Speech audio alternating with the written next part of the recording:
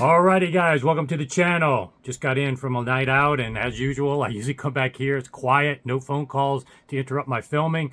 Gonna cut a video today that's gonna leapfrog a lot of other things. But in particular, this weekend though, a lot of people have been asking me about what happened at Doug's. If you've been following on YouTube Shorts, we put in the dome and turntable, DS Audio Master 3 cartridge, Meitner phono stage, a sub-swarm system, very complex, and then the Bach. Well, I've never seen so much tackled in one full day, and the amount of expertise we had there. Besides myself, we had JR from Wally Tools, who's a specialist in turntable setup and swarm and Clio measurements. We had Edgar with the Bach in-ear measurements, my DSP help. We had Mark Dolman all the way from Australia on call, and called him a few times. Rick Brown with Hi-Fi One. It was a tremendous effort with a lot of challenges we had to do to get the results we got. Flat bass all the way down to 17 hertz. Pretty amazing. Anyway, that's a video that's coming this weekend. But I wanted to leapfrog to give you this video real quick, very timely. Greg, who was featured in the Lifestyle AVI video, the store I visited in Vegas, called me after 24 hours of the video being up, saying I already got several calls from around the country, and he was having so much fun and enjoying talking to you guys. So what I wanted to do is cut this video to give you guys props, number one, because one thing I was always worried about as the channel grew, it's kind of an under the radar channel because it's kind of a niche type stuff I cover, but I was worried as it got bigger, trolls and different type of problems would exist with drama and all this other kind of stuff. But to be honest, it's been great as it's grown. It's no problems with anybody of note. And what is really impressive is the feedback I'm getting from people, that you guys are educated, you guys are really impressive, and that's exactly the type of community I wanted to foster. And in the membership section is that to another degree. So feel free to join that if you want to and have daily access to me. And a lot of other experts. But that video is going to be great. But the reason I wanted to do this video is because we were talking about dynamic range in recordings, and that's really the delta between the lowest passages and the highest passages in the recording. And you want a higher dynamic range for the highest potential performance and enjoyment.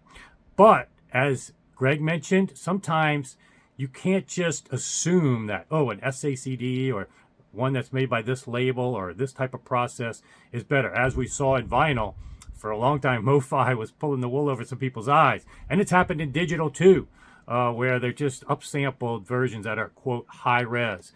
And MQA's got its own problems, not only financially, but a lot of people have questioned their technology, and there's still a debate there, and I think that's pretty much settled now. But so anyway, what Greg highlighted was things you can really hang your hat on. Dynamic range and better resolution for highest potential. You may not hear it in every recording. Certainly there's much more that can be measured in digital than we can hear. But it's always best to have the highest potential if you can. And it's fun to listen to different recordings to see if you can hear it. And translate those measurements, which dynamic range you can see on a graph. And there's a website, and I've been meaning to do this video for a while, but what triggered me was both Greg and I saw it on Facebook again, somebody bringing this up. Adele, Easy on Me, a recording she recently released this year.